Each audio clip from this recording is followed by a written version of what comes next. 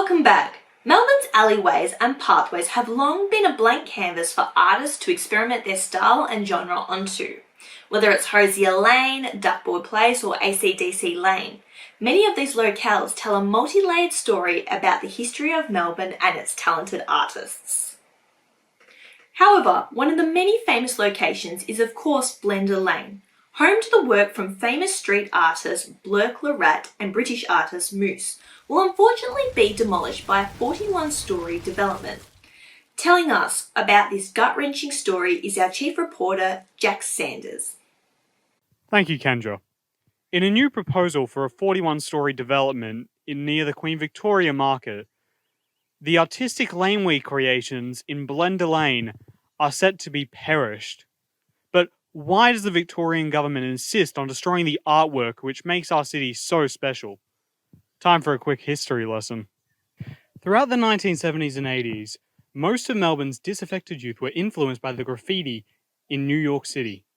This inspired many forms of street art that appeared across Melbourne's inner suburbs and along suburban railways and tram lines.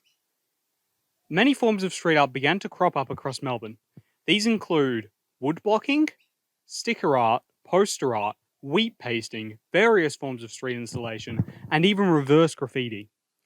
A strong sense of community ownership and DIY ethics exists amongst Melbourne street artists, some of whom even use their art to act as an activist.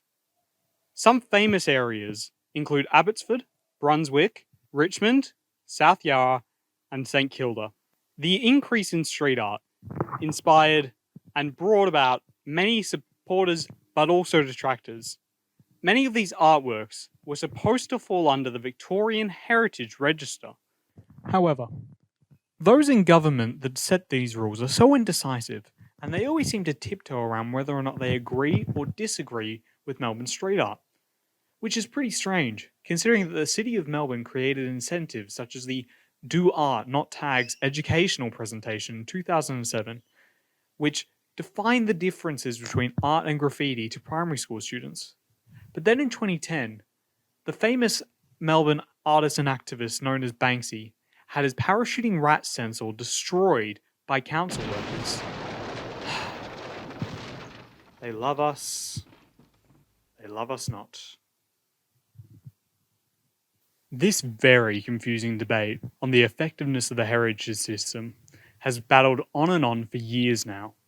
In 2013, Melbourne City Council stated, "Protection of street art is not practical.